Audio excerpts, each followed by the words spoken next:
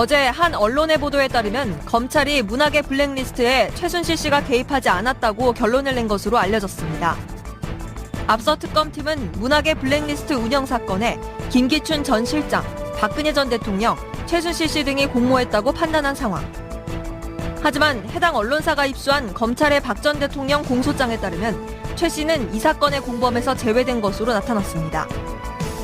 한편 앞서 검찰이 우병우 전 수석 영장기각으로 봐주기 수사 비판을 받아왔던 가운데 어제 더불어민주당 박주민 의원 등 45명은 우 전 수석의 국정농단 방조 의혹 등을 특별검사가 수사할 수 있도록 하는 특검법을 발의한 상황. 이에 주요 내용은 무엇이며 실제 특검법이 통과돼 우 전 수석에 대한 각종 의혹이 규명될 수 있을지 관심이 모입니다.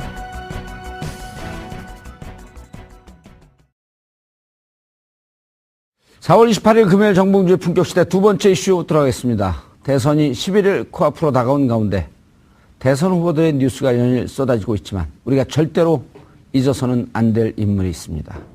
바로 우병우, 앞으로 보나 뒤로 보나 우병우 전 청와대 민정수석입니다. 더불어민주당에서 우병우 특검법을 발의했는데요. 이 문제와 관련해 전문가 세 분 모시고 말씀 나눠보도록 하겠습니다.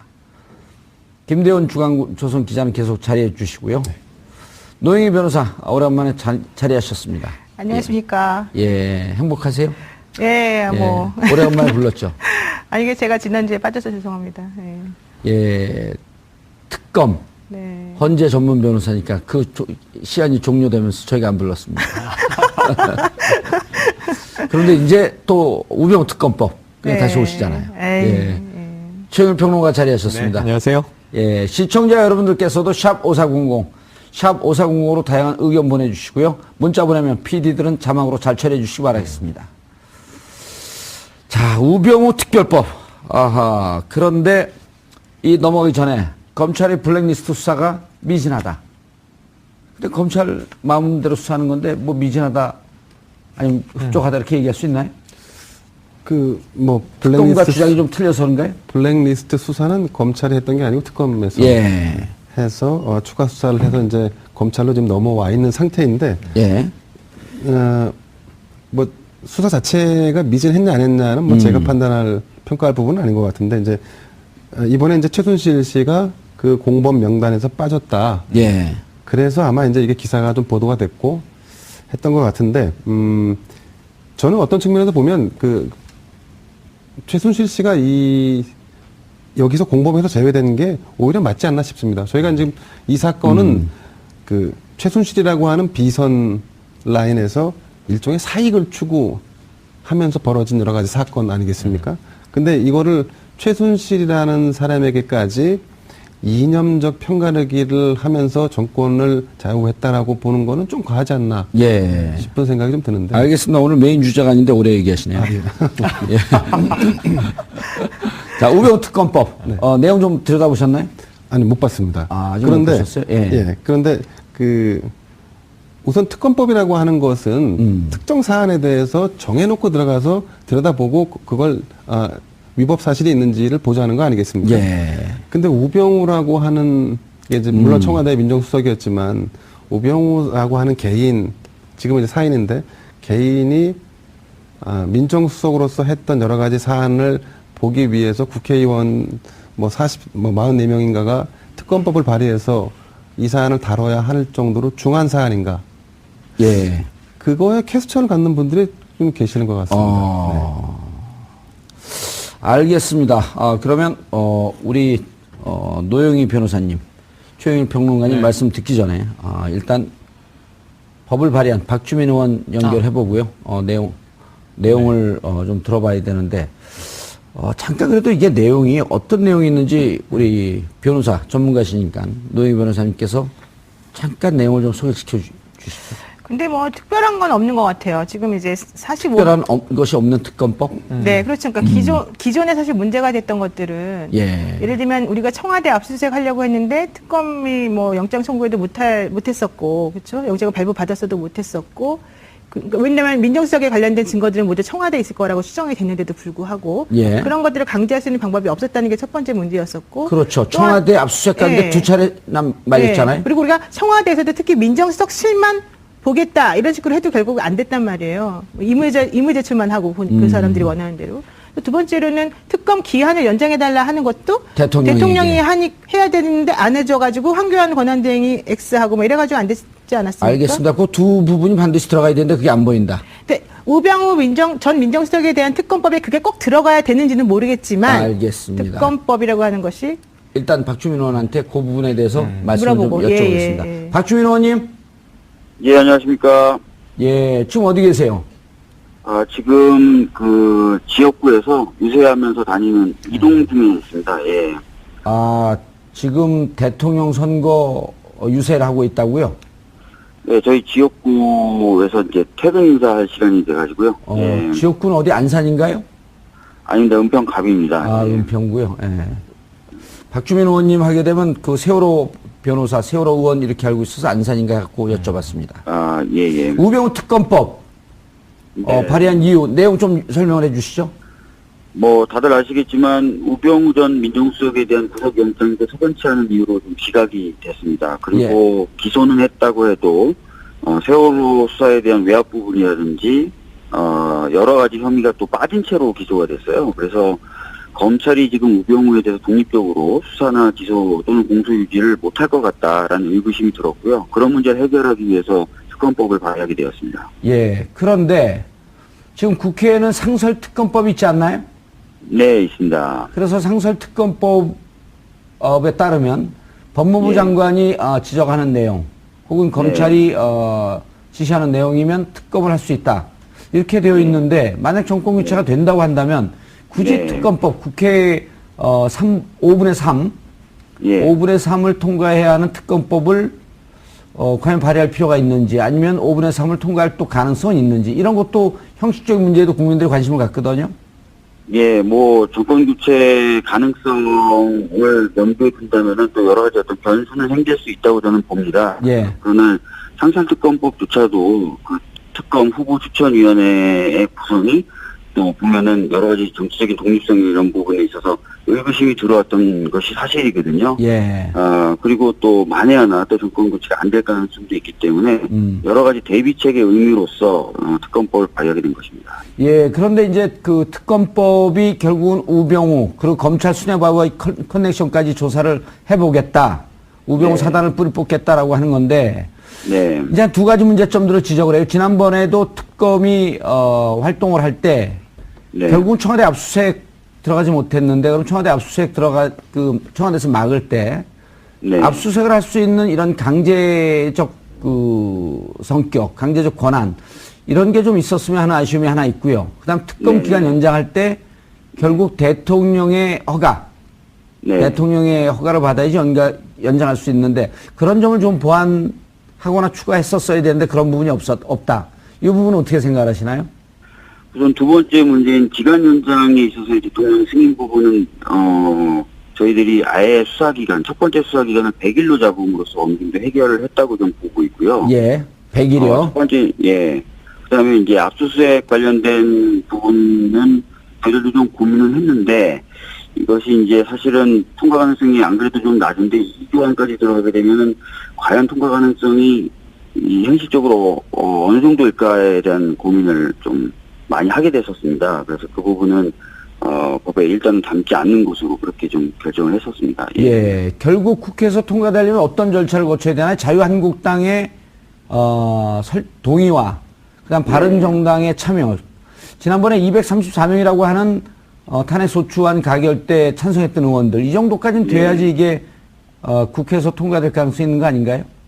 일단 이 법은 법사위법이기 때문에요. 법사위에서의 논의가 중요합니다. 그렇다면 이제 자유한국당의 입장도 중요하지만 바른정당, 왜냐하면 이제 법사위 위원장이 권성동 위원장으로서 바른정당 소속이거든요. 아하, 예. 그래서 바른정당까지만 설득을 하면은 법사위를 통과시킬 방법이 있습니다. 그렇게 되면은 본회의에서 이제 의결까지도 가능하게 되는 거라서 바른정당을 어떻게 설득하느냐 이게 관건으로 보여집니다. 예.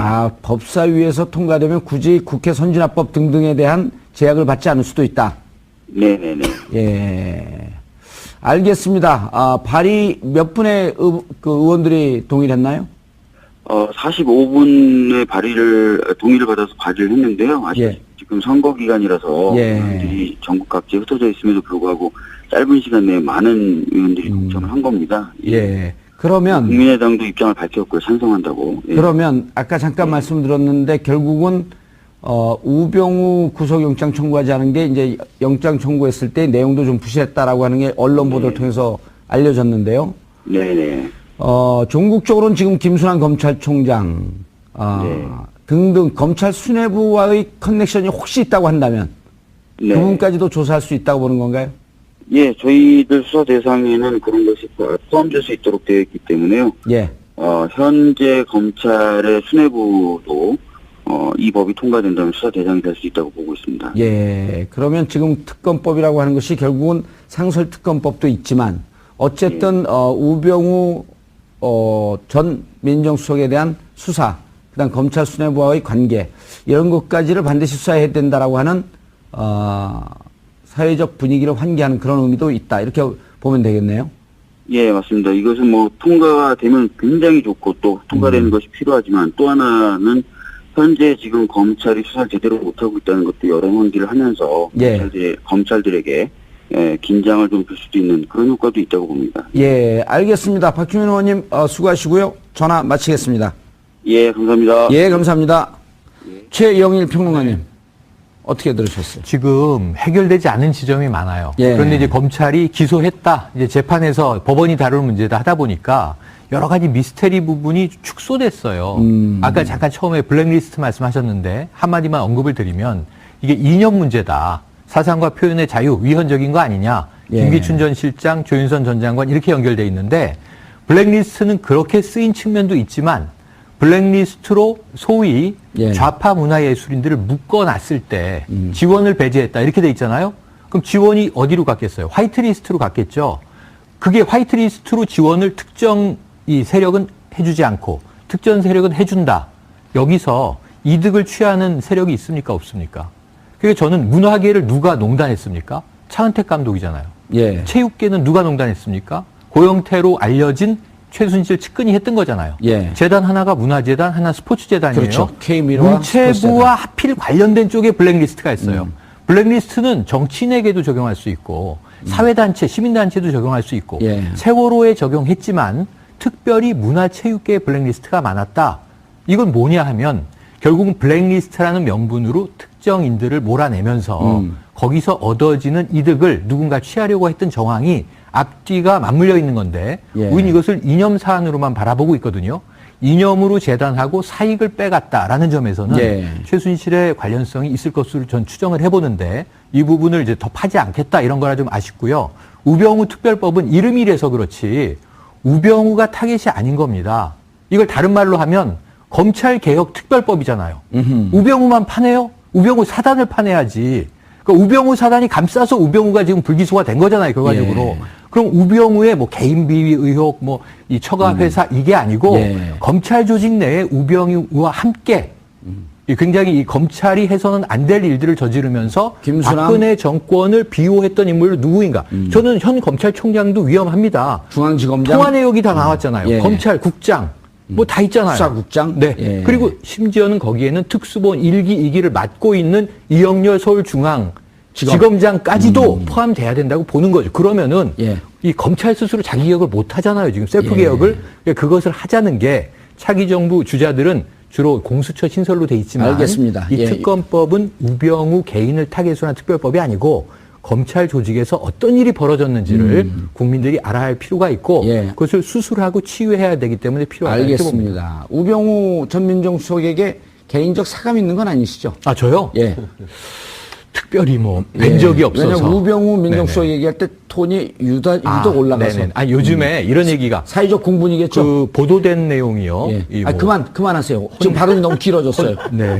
사감 없습니다. 예, 사감 없습니다.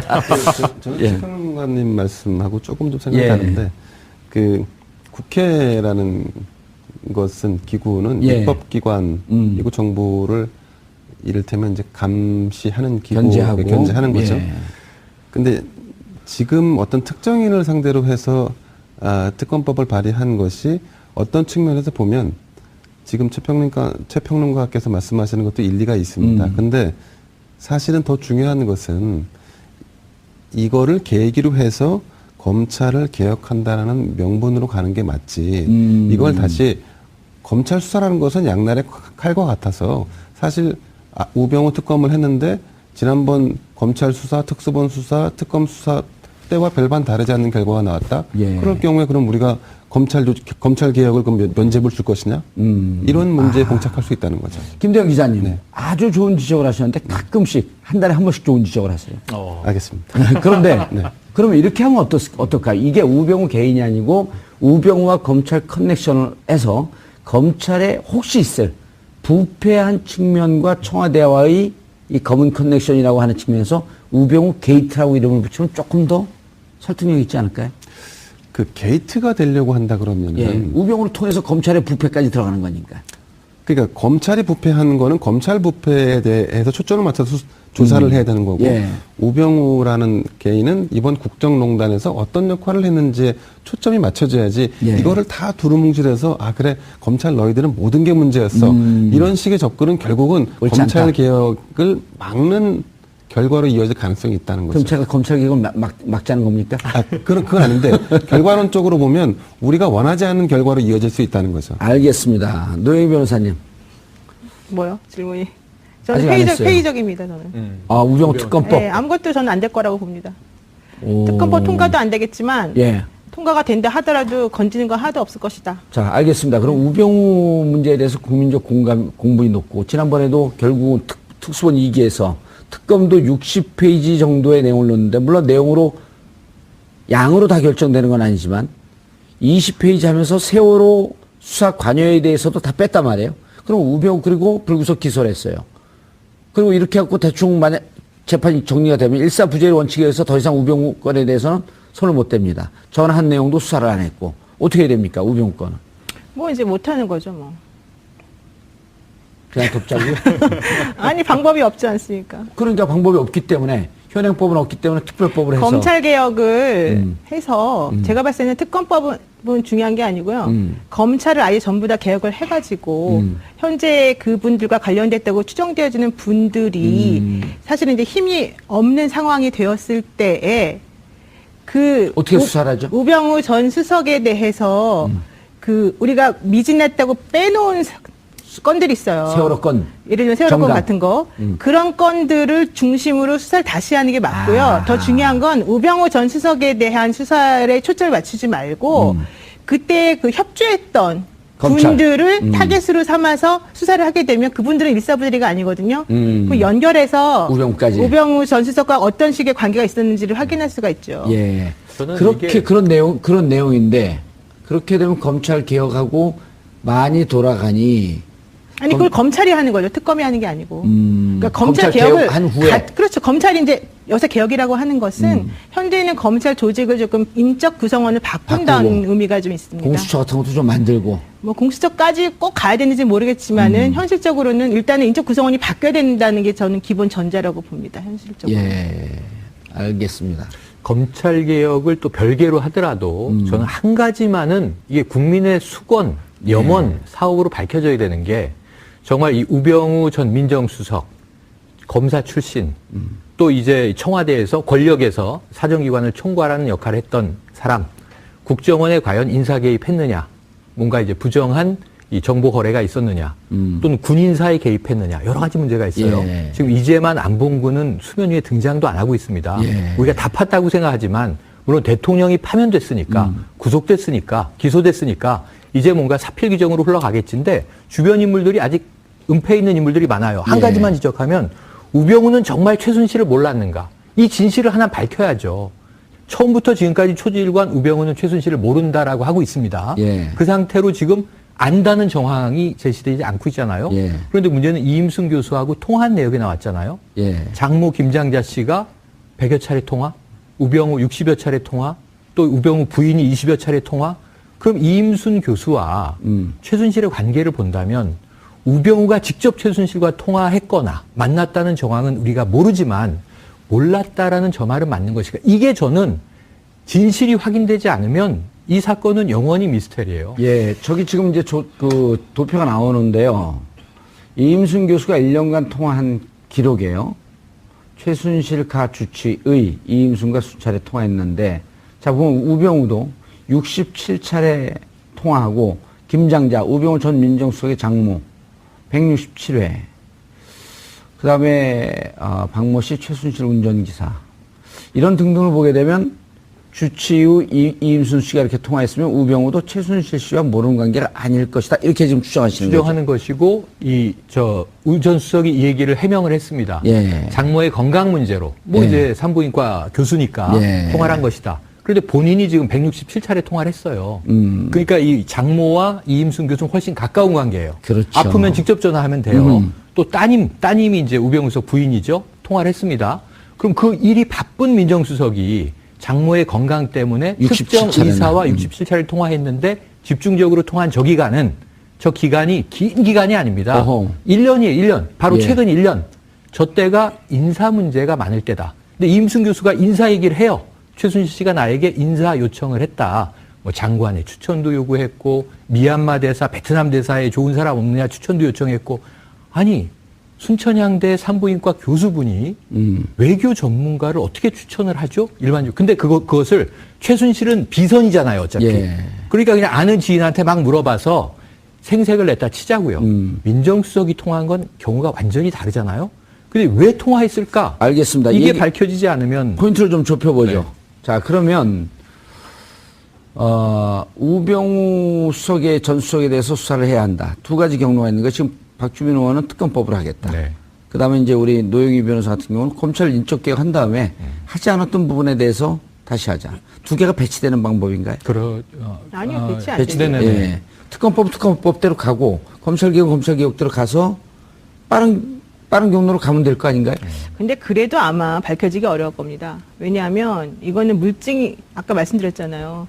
청와대에 들어있는 물증을 끄집어내지 않는 이상은 만약 청와대가 교체가 되면 안 나올까요, 물증이? 아니 그래서 정말 거기서 뭔가 이의 제출을 해주면서 본인들이 뭔가 자료 같은 걸 증거를 가져다 준다 그러면 모르겠죠. 협조가 이루어진다면. 근데 지금 그건 모르니까. 그럼 어쨌든 지금 이제 닫고 갈 네, 테니까. 그러니까 물증이 있으면 예.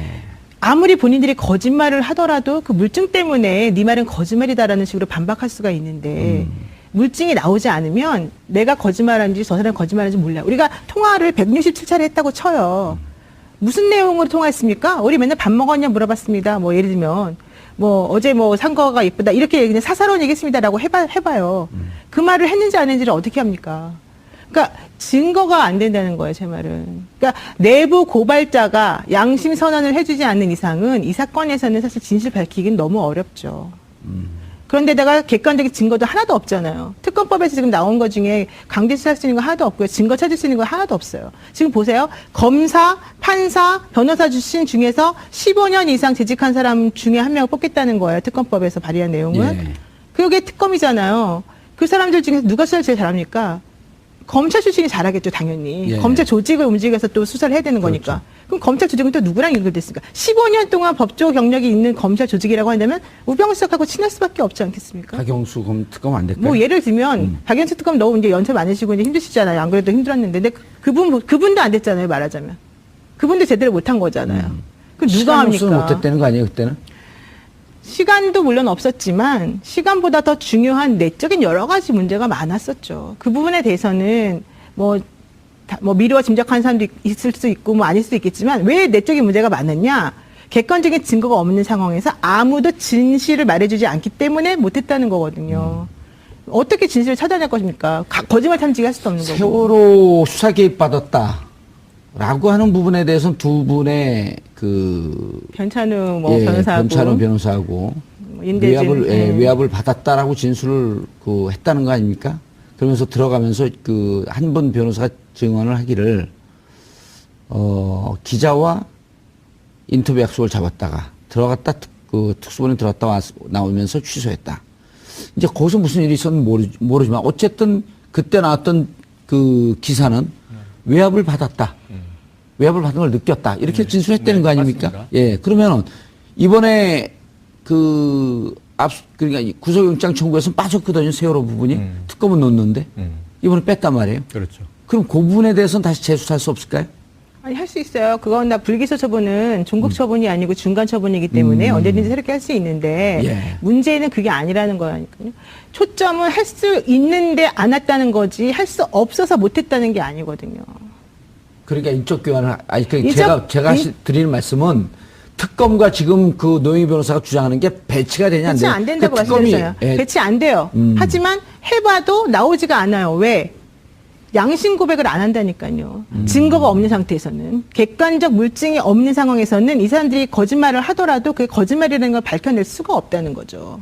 지금 말씀하셨잖아요. 아니, 세월호- 느꼈다. 외압을 느꼈다. 예. 외압을 느낀 것만 가지고 직권남용이 되지 않아요. 외압을 느꼈다라고 그 사람은 주관적으로 생각할 수 있겠지만 당신은 원래 그 사람하고 사이가 안 좋으니까 지금 이게 거짓말하는 거 아니냐라고 말할 수 있어요. 그러면 근데 그걸 왜 외압이라고 해갖고 구속영장 청구했을까요? 그런데 영장 발부가 안 됐잖아요. 법원에서는 받아들이지 않은 거예요. 그러니까 지금 이게 법리적으로 엄격하게 증거 중심으로 말씀하시는 건 노 변호사님 말씀이 맞아요. 예. 그러니까 저는 주로 이제 정황이 수상적인 정황이 있는데 이걸 예. 묻어두고 갈 것이냐 안타까워서 말씀을 드린 건데 그렇죠. 이거 잘 보세요. 정윤회 문건 유출 때 이게 뭔가 굉장히 어마어마한 게이트가 아닐까? 십상시 문고리 3인방 수시로 회합 국정에 막 참여했나 이런 생각을 했단 말이에요. 묻힙니다 바로.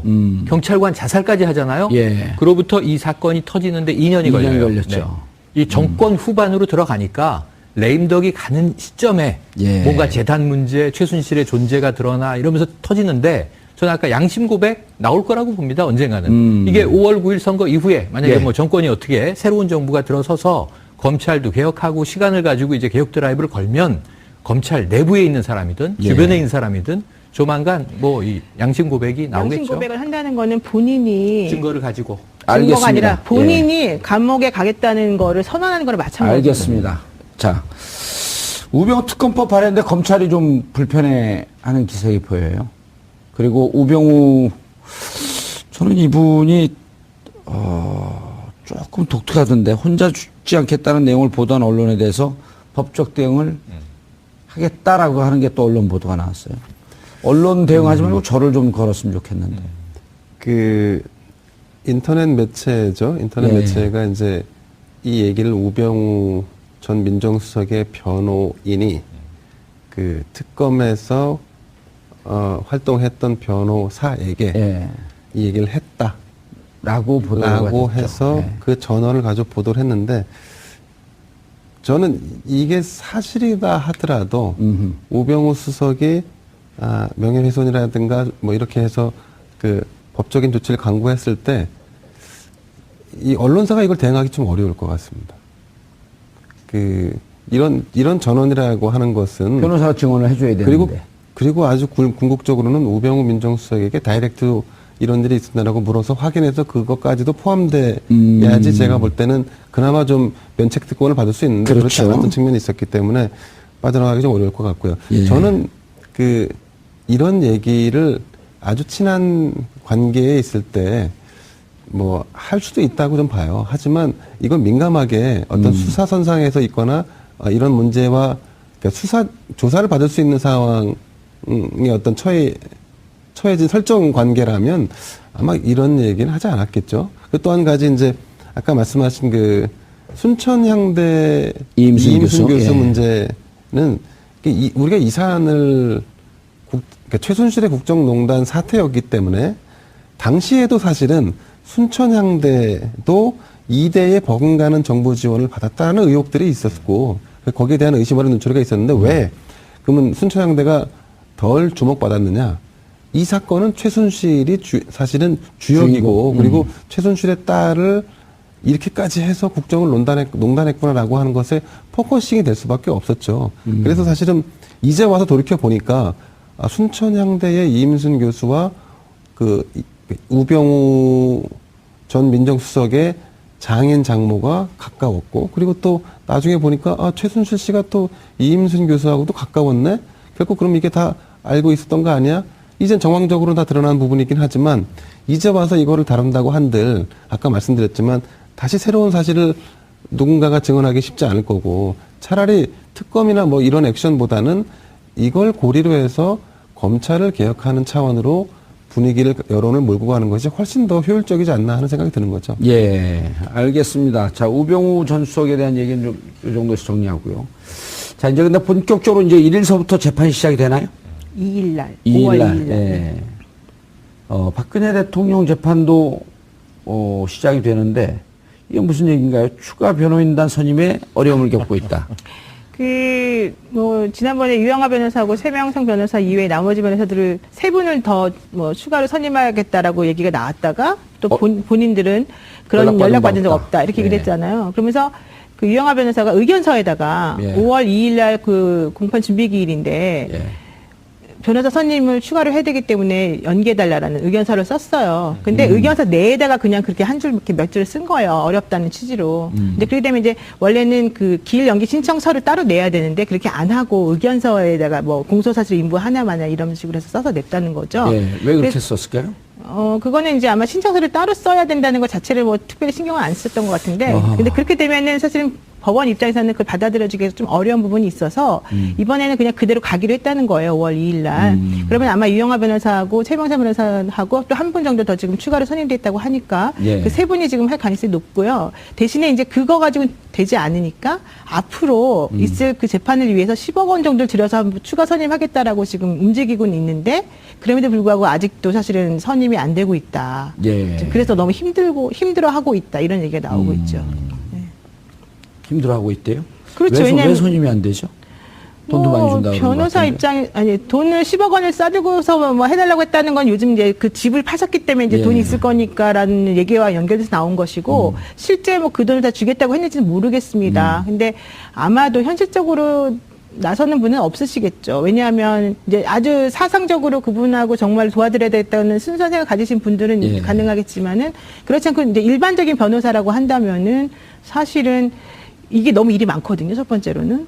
두 번째로는 변호사라고 하면은 그 의뢰인하고 다이렉트로 뭔가 이렇게 얘기를 해야 되는데 중간에 항상 그 누군가가 껴있기 때문에 힘들겠죠. 세 번째로는 가능성이 높아야 돼요. 이게 가능성이. 근데 이게 가능성이 이렇게 많아 보이진 않다는 거예요, 지금. 네 번째로는 이 사건만 맡을 수는 없잖아요. 이 사건을 맡아가지고 다른 사건을 더 추가로 나한테 올까? 안 올 가능성이 높고 현재 있는 사건 전부 다 버려야 되는 문제가 생기죠. 자유한국당 지지하는 분들은 오지 않을까요? 또? 그러니까 이제 그런 분들 중에서 이제 정말 사명감 있으신 분들이 오실 텐데 이제 그렇다 하더라도 변호사 입장에서 보면은 순수하게 내가 정말 도전해서 한번 이거를 한번 해보고 싶다 이런 마음이 좀 들어야지 사실은 할 수 있는 사건이거든요. 이게 너무 힘들어서. 근데 그렇게 하기가 좀 어렵죠, 사실은. 아하, 자, 이 박근혜 대통령 재판, 최순실 씨 재판. 이게 정확하게 어떻게 되는 건가요? 최순실 씨는 특수본에서 기소했잖아요. 네. 그 다음에 특검에서도 기소했고, 박근혜 대통령 특검에서 기소했고, 그럼 이 시기가 안 맞는 거는 특수본에서 기소했던 그 시기에 맞춥니까? 특검에서 기소했던 그 시기에 맞춥니까? 원칙적으로는 이제 둘이 시기가 안 맞고 최순실 씨 같은 경우는 5월 아마 초순경에 구속 기간이 만료될 거예요. 그래서 원래대로 하자면 정호성 전 비서관도 마찬가지죠. 그래서 이제 내보내준다는 거잖아요. 근데 최순실 씨 같은 경우는 그 사건에 대한 구속 기간은 만료되지만 다른 사건들이 추가로 많기 때문에 이제 사실 연장할 수가 있어요. 근데 구속 기간을. 예, 그러니까 특검에서 이분을 구속했는데 문제는 그게 아니라. 특검에서는 1심을 3개월 안에 해야 되고 2심은 뭐 2개월 안에 해야 되고 이런 여러 가지가 있잖아요. 근데 그 기간 자체가 강제 규정이냐 아니면 훈시 규정이냐 이걸 또 약간 해석에 논란이 있어서 우리는 일반적으로 이건 훈시 규정이라고 이제 봐요. 그러니까 꼭 지켜야 되는 건 아니고 지키면 좋겠다 이제 이 정도라는 건데 그렇게 되면은 검찰에서 기소한 분들에 대해서도 6개월 동안 구속기간 안에 하라 이런 지침이 있으면 그것 역시 훈시로 보거든요. 그렇게 되면은 실질적으로는 어느 정도 조율이 가능하죠. 그래도 너무 마냥 늘릴 수는 없으니까 재판부 입장에서는 한 재판부에서는 원래는 이걸 조금 이렇게 타이트하게 재판 진행을 맞춰가지고 하겠다고 했었어요. 그랬는데 박근혜 대통령 측에서 아마 분리해달라고 요청을 한 것 같아요. 그러니까 같이 하면 서로 좋지 않다고 보는 거겠죠? 예. 알겠습니다. 자, 우병우 전 민정수석. 대통령 위에 우병우라는 말을 들어보셨나요? 우병우 전 민정수석의 구속영장이 기각되자 여의도 정가에 놔두는 소문이었다고 합니다. 국민 감정에 근거하면 수십 번 구속되고도 남았을 만한 혐의들로 가득하다고 합니다. 그가 구속을 면한 건 검찰 수뇌부와의 커넥션 때문이라는 의혹도 있다고 합니다. 대선 후보 모두 검찰 개혁을 주장하고 있는 가운데 민주당이 낸 우병우 특검법이 국민적 관심을 끌고 있는 이유입니다. 법을 지키고 정의를 수호하는 사회가 바로 사람이 사람답게 사는 나라일 것입니다. 법을 농단하고 법 정신을 무시한 자 반드시 심판받는다는 상식이 세워졌으면 하는 바람입니다. 새로운 정부와 함께 특검법 실현을 기대해 봅니다. 4월 28일 금요일 정봉주 품격시대 마치겠습니다. 감사합니다. 였는데요. 네네. 종국적으로는 지금 김순환 검찰총장 네. 등등 검찰 수뇌부와의 커넥션이 혹시 있다고 한다면 네. 그분까지도 조사할 수 있다고 보는 건가요? 예, 저희들 수사 대상에는 그런 것이 포함될 수 있도록 되어 있기 때문에요. 예. 현재 검찰의 수뇌부도 이 법이 통과된다면 수사 대상이 될 수 있다고 보고 있습니다. 예. 그러면 지금 특검법이라고 하는 것이 결국은 상설특검법도 있지만 어쨌든 우병우 전 민정수석에 대한 수사, 그다음 검찰 수뇌부와의 관계 이런 것까지를 반드시 수사해야 된다라고 하는 사회적 분위기를 환기하는 그런 의미도 있다. 이렇게 보면 되겠네요. 예, 맞습니다. 이것은 뭐 통과가 되면 굉장히 좋고 또 통과되는 것이 필요하지만 또 하나는 현재 지금 검찰이 수사를 제대로 못하고 있다는 것도 여러 환기를 하면서 예. 검찰들에게 긴장을 좀 줄 수도 있는 그런 효과도 있다고 봅니다. 예, 알겠습니다. 박주민 의원님 수고하시고요. 전화 마치겠습니다. 예, 감사합니다. 예, 감사합니다. 최영일 평론가님 어떻게 들으셨어요? 지금 해결되지 않은 지점이 많아요. 예. 그런데 이제 검찰이 기소했다, 이제 재판에서 법원이 다룰 문제다 하다 보니까 여러 가지 미스테리 부분이 축소됐어요. 아까 잠깐 처음에 블랙리스트 말씀하셨는데 한마디만 언급을 드리면 이게 이념 문제다. 사상과 표현의 자유, 위헌적인 거 아니냐. 예. 김기춘 전 실장, 조윤선 전 장관 이렇게 연결돼 있는데 블랙리스트는 그렇게 쓰인 측면도 있지만 블랙리스트로 소위 예. 좌파 문화예술인들을 묶어놨을 때 지원을 배제했다 이렇게 돼 있잖아요. 그럼 지원이 어디로 갔겠어요? 화이트리스트로 갔겠죠. 그게 화이트리스트로 지원을 특정 이 세력은 해주지 않고 특정 세력은 해준다. 여기서 이득을 취하는 세력이 있습니까? 없습니까?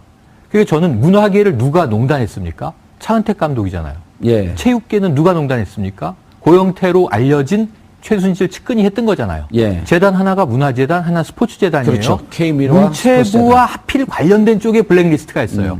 블랙리스트는 정치인에게도 적용할 수 있고 사회단체, 시민단체도 적용할 수 있고 예. 세월호에 적용했지만 특별히 문화체육계의 블랙리스트가 많았다. 이건 뭐냐 하면 결국은 블랙리스트라는 명분으로 특정인들을 몰아내면서 거기서 얻어지는 이득을 누군가 취하려고 했던 정황이 앞뒤가 맞물려 있는 건데 예. 우리는 이것을 이념 사안으로만 바라보고 있거든요. 이념으로 재단하고 사익을 빼갔다라는 점에서는 예. 최순실의 관련성이 있을 것으로 전 추정을 해보는데 이 부분을 이제 더 파지 않겠다 이런 거라 좀 아쉽고요. 우병우 특별법은 이름이라서 그렇지 우병우가 타겟이 아닌 겁니다. 이걸 다른 말로 하면 검찰개혁특별법이잖아요. 우병우만 파내요? 우병우 사단을 파내야지. 그러니까 우병우 사단이 감싸서 우병우가 지금 불기소가 된 거잖아요, 결과적으로. 예. 그럼 우병우의 뭐 개인 비위 의혹, 뭐 이 처가 회사 이게 아니고 예. 검찰 조직 내에 우병우와 함께 이 굉장히 이 검찰이 해서는 안 될 일들을 저지르면서 김순환? 박근혜 정권을 비호했던 인물 누구인가? 저는 현 검찰총장도 위험합니다. 중앙지검장 통화 내역이 다 나왔잖아요. 예. 검찰국장 뭐 다 있잖아요. 수사국장 네. 예. 그리고 심지어는 거기에는 특수본 1기, 2기를 맡고 있는 이영렬 서울중앙지검장까지 5분의 3 예. 5분의 3을 통과해야 하는 특검법을 과연 발의할 필요가 있는지 아니면 5분의 3을 통과할 또 가능성이 있는지 이런 것도 형식적인 문제에도 국민들이 관심을 갖거든요. 예, 뭐 정권 교체 가능성을 염두에 둔다면은 또 여러 가지 어떤 변수는 생길 수 있다고 저는 봅니다. 예. 그러나 상설특검법조차도 그 특검 후보 추천위원회의 구성이 또 보면은 여러 가지 정치적인 독립성 이런 부분에 있어서 의구심이 들어왔던 것이 사실이거든요. 예. 그리고 또 만에 하나 또 정권 교체가 안 될 가능성도 있기 때문에 여러 가지 대비책의 의미로서 특검법을 발의하게 된 것입니다. 예, 그런데 이제 그 특검법이 결국은 우병우 그리고 검찰 수뇌부와의 커넥션까지 조사를 해보겠다. 우병우 네. 사단을 뿌리 뽑겠다라고 하는 건데 네. 이제 두 가지 문제점들을 지적을 해요. 지난번에도 특검이 활동을 할 때 네. 결국은 청와대 압수수색 들어가지 못했는데 그럼 청와대 압수수색 청와대에서 막을 때 네. 압수수색을 할 수 있는 이런 강제적 성격, 강제적 권한 이런 게 좀 있었으면 하는 아쉬움이 하나 있고요. 그다음 특검 네. 기간 연장할 때 결국 대통령의 허가, 네. 대통령의 허가를 받아야지 연장할 수 있는데 그런 점을 좀 보완하거나 추가했었어야 되는데 그런 부분이 없다. 이 부분은 어떻게 생각하시나요? 우선 두 번째 문제인 기간 연장에 있어서 대통령 승인 부분은 저희들이 아예 수사기간, 첫 번째 수사기간을 100일로 잡음으로써 어느 정도 해결을 했다고 좀 보고 있고요. 예, 100일이요. 첫 번째, 예. 그 다음에 이제 압수수색 관련된 부분은 저희들도 좀 고민을 했는데, 이것이 이제 사실은 통과 가능성이 안 그래도 좀 낮은데, 2조안까지 들어가게 되면은, 과연 통과 가능성이 현실적으로 어느 정도일까에 대한 고민을 좀 많이 하게 됐었습니다. 그래서 그 부분은, 법에 일단 담지 않는 것으로 그렇게 좀 결정을 했었습니다. 예. 예, 결국 국회에서 통과되려면 어떤 절차를 거쳐야 되나요? 자유한국당의 동의와 그다음 바른정당의 참여. 지난번에 234명이라고 하는 탄핵소추안 가결 때 찬성했던 의원들 이 정도까지는 돼야지 이게 국회에서 통과될 가능성이 있는 거 아닌가요? 일단 이 법은 법사위법이기 때문에요. 예. 법사위에서의 논의가 중요합니다. 그렇다면 이제 자유한국당의 입장도 중요하지만 바른정당, 왜냐하면 이제 법사위 위원장이 권성동 위원장으로서 바른정당 소속이거든요. 아하, 예. 그래서 바른정당까지만 설득을 하면은 법사위를 통과시킬 방법이 있습니다. 그렇게 예. 되면은 본회의에서 이제 의결까지도 가능하게 되는 거라서 바른정당을 어떻게 설득하느냐 이게 관건으로 보여집니다. 예. 법사위에서 통과되면 굳이 국회 선진화법 등등에 대한 제약을 받지 않을 수도 있다. 네네네. 예. 알겠습니다. 발의 몇 분의 의원들이 동의를 했나요? 45분의 동의를 받아서 발의를 했는데요. 아직 예. 지금 선거 기간이라서 예. 의원들이 전국 각지에 흩어져 있음에도 불구하고 짧은 시간 내에 많은 의원들이 동참을 한 겁니다. 예. 그러면 국민의당도 입장을 밝혔고요. 찬성한다고. 예. 그러면 아까 잠깐 말씀드렸는데 결국은 우병우 구속영장 청구하지 않은 게 이제 영장 청구했을 때 내용도 좀 부실했다라고 하는 게 언론 보도를 통해서 알려졌. 어제 한 언론의 보도에 따르면 검찰이 문학의 블랙리스트에 최순실 씨가 개입하지 않았다고 결론을 낸 것으로 알려졌습니다. 앞서 특검팀은 문학의 블랙리스트 운영 사건에 김기춘 전 실장, 박근혜 전 대통령, 최순실 씨 등이 공모했다고 판단한 상황. 하지만 해당 언론사가 입수한 검찰의 박 전 대통령 공소장에 따르면 최 씨는 이 사건의 공범에서 제외된 것으로 나타났습니다. 한편 앞서 검찰이 우병우 전 수석 영장 기각으로 봐주기 수사 비판을 받아왔던 가운데 어제 더불어민주당 박주민 의원 등 45명은 우 전 수석의 국정농단 방조 의혹 등을 특별검사가 수사할 수 있도록 하는 특검법을 발의한 상황. 이에 주요 내용은 무엇이며 실제 특검법이 통과돼 우 전 수석에 대한 각종 의혹이 규명될 수 있을지 관심이 모입니다.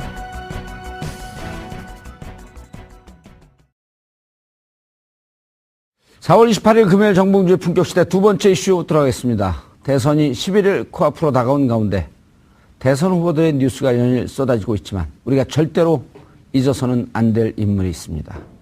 바로 우병우, 앞으로 보나 뒤로 보나 우병우 전 청와대 민정수석입니다.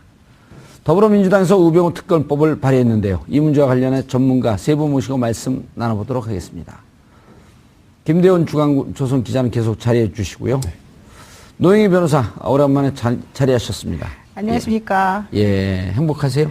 예, 뭐. 예, 오래간만에 불렀죠. 아니, 이게 제가 지난주에 빠져서 죄송합니다. 예. 예, 특검. 네. 헌재 전문 변호사니까 그 시간이 종료되면서 저희가 안 불렀습니다. 그런데 이제 또 우병우 특검법 그냥 다시 오시잖아요. 예. 최영일 평론가 자리하셨습니다. 네, 안녕하세요.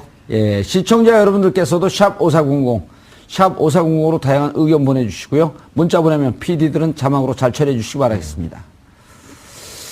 자, 우병우 특별법. 아하. 그런데 이 넘어가기 전에 검찰의 블랙리스트 수사가 미진하다. 근데 검찰 마음대로 수사하는 건데 뭐 미진하다 아니면 흡족하다 이렇게 얘기할 수 있나요?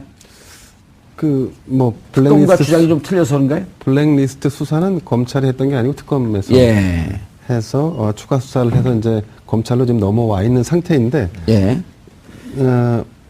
뭐 수사 자체가 미진했냐 안 했냐는 뭐 제가 평가할 부분은 아닌 것 같은데 이제 이번에 이제 최순실 씨가 그 공범 명단에서 빠졌다. 예. 그래서 아마 이제 이게 기사가 좀 보도가 됐고 했던 것 같은데 저는 어떤 측면에서 보면 최순실 씨가 여기서 공범에서 제외되는 게 오히려 맞지 않나 싶습니다. 저희가 지금 이 사건은 최순실이라고 하는 비선 라인에서 일종의 사익을 추구하면서 벌어진 여러 가지 사건 아니겠습니까? 근데 이거를 최순실이라는 사람에게까지 이념적 편가르기를 하면서 정권을 좌우했다라고 보는 거는 좀 과하지 않나 싶은 생각이 좀 드는데. 알겠습니다. 오늘 메인 주제가 아닌데 오래 얘기하시네요. 예. 자, 우병우 특검법. 내용 좀 들여다보셨나요? 아니, 못 봤습니다. 아직 못 보셨어요? 예. 그런데 우선 특검법이라고 하는 것은 특정 사안에 대해서 정해놓고 들어가서 들여다보고 그걸 위법 사실이 있는지를 보자는 거 아니겠습니까? 근데 우병우라고 하는 게 이제 물론 청와대 민정수석이었지만 우병우라고 하는 개인, 지금은 이제 사인인데 개인이 민정수석으로서 했던 여러 가지 사안을 보기 위해서 국회의원 44명인가가 특검법을 발의해서 이 사안을 다뤄야 할 정도로 중한 사안인가? 그거에 퀘스천을 갖는 분들이 좀 계시는 것 같습니다. 알겠습니다. 그러면 우리 노영희 변호사님, 최영일 평론가님 말씀 듣기 전에 일단 법을 발의한 박주민 의원 연결해보고요.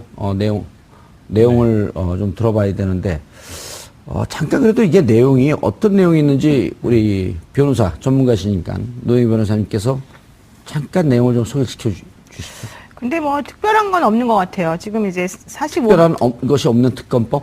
네, 그렇죠. 그러니까 기존에 사실 문제가 됐던 것들은 예를 들면 우리가 청와대 압수수색 하려고 했는데 특검이 뭐 영장 청구에도 못했었고, 그렇죠? 영장을 발부 받았어도 못했었고, 그러니까 왜냐하면 민정수석에 관련된 증거들은 모두 청와대에 있을 거라고 추정이 됐는데도 불구하고 그런 것들을 강제할 수 있는 방법이 없었다는 게 첫 번째 문제였었고. 그렇죠. 청와대 압수수색 하는데 두 차례 말했잖아요. 그리고 우리가 청와대에서도 특히 민정수석실만 보겠다 이런 식으로 해도 결국 안 됐단 말이에요. 임의 제출만 하고 그 사람들이 원하는 대로. 두 번째로는 특검 기한을 연장해달라 하는 것도 대통령이 해야 되는데 안 해줘가지고 황교안 권한대행이 X하고 뭐 이래가지고 안 됐지 않았습니까? 알겠습니다. 그 두 부분이 반드시 들어가야 되는데 그게 안 보인다. 근데 우병우 전 민정수석에 대한 특검법에 그게 꼭 들어가야 되는지는 모르겠지만 알겠습니다. 특검법이라고 하는 것이 일단 박주민 의원한테 그 부분에 대해서 말씀을 좀 물어보고. 여쭤보겠습니다. 박주민 의원님. 예, 안녕하십니까. 예, 지금 어디 계세요? 지금 그 지역구에서 유세하면서 다니는 이동 중에 있습니다. 예. 지금 대통령 선거 유세를 하고 있다고요? 네, 저희 지역구에서 이제 퇴근 인사할 시간이 돼가지고요. 예. 지역구는 어디 안산인가요? 아닙니다. 은평 갑입니다. 은평구요. 예. 박주민 의원님 하게 되면 그 세월호 변호사, 세월호 의원 이렇게 알고 있어서 안산인가 갖고 여쭤봤습니다. 예. 우병우 특검법 발의한 이유, 내용 좀 설명을 해 주시죠. 뭐 다들 아시겠지만 우병우 전 민정수석에 대한 구속영장이 석연치 않은 이유로 좀 기각이 됐습니다. 그리고 기소는 했다고 해도 세월호 수사에 대한 외압 부분이라든지 여러 가지 혐의가 또 빠진 채로 기소가 됐어요. 그래서 검찰이 지금 우병우에 대해서 독립적으로 수사나 기소 또는 공소 유지를 못할 것 같다라는 의구심이 들었고요. 그런 문제를 해결하기 위해서 특검법을 발의하게 되었습니다. 예. 그런데 지금 국회에는 상설특검법이 있지 않나요? 네, 있습니다. 그래서 상설특검법에 따르면 법무부 장관이 지적하는 내용 혹은 검찰이 지시하는 내용이면 특검을 할 수 있다. 이렇게 되어 있는데 만약 정권교체가 된다고 한다면 굳이 특검법 국회 3.5도 포함돼야 된다고 보는 거죠. 그러면은 이 검찰 스스로 자기 개혁을 못 하잖아요. 지금 셀프 개혁을. 그것을 하자는 게 차기 정부 주자들은 주로 공수처 신설로 돼 있지만 알겠습니다. 이 특검법은 우병우 개인을 타겟으로 한 특별법이 아니고 검찰 조직에서 어떤 일이 벌어졌는지를 국민들이 알아야 할 필요가 있고 그것을 수술하고 치유해야 되기 때문에 필요하다고 알겠습니다. 우병우 전 민정수석에게 개인적 사감이 있는 건 아니시죠? 저요? 예. 특별히 뵌 적이 없어서. 왜냐면 우병우 민정수석 얘기할 때 톤이 유독 올라가서. 요즘에 이런 얘기가. 사회적 공분이겠죠? 그 보도된 내용이요. 그만하세요. 지금 발언이 너무 길어졌어요. 사감 없습니다. 사감 없습니다. 저는 평론가님 말씀하고 조금 좀 생각하는데, 그 국회라는 것은 기구는 입법기관이고 정부를 이를테면 이제 감시하는 기구, 견제하고. 견제하는 거죠. 예. 근데 지금 어떤 특정인을 상대로 해서 특검법을 발의한 것이 어떤 측면에서 보면 지금 최평론가께서 말씀하시는 것도 일리가 있습니다. 근데 사실은 더 중요한 것은 이거를 계기로 해서 검찰을 개혁한다라는 명분으로 가는 게 맞지. 이걸 다시 검찰 수사라는 것은 양날의 칼과 같아서 사실 우병우 특검을 했는데 지난번 검찰 수사, 특수본 수사, 특검 수사 때와 별반 다르지 않는 결과가 나왔다. 예. 그럴 경우에 그럼 우리가 검찰 개혁을 그럼 면죄부를 줄 것이냐? 이런 문제에 봉착할 수 있다는 거죠. 김대영 기자님, 네. 아주 좋은 지적을 하셨는데 가끔씩 한 달에 한 번씩 좋은 지적을 하세요. 알겠습니다. 그런데 네.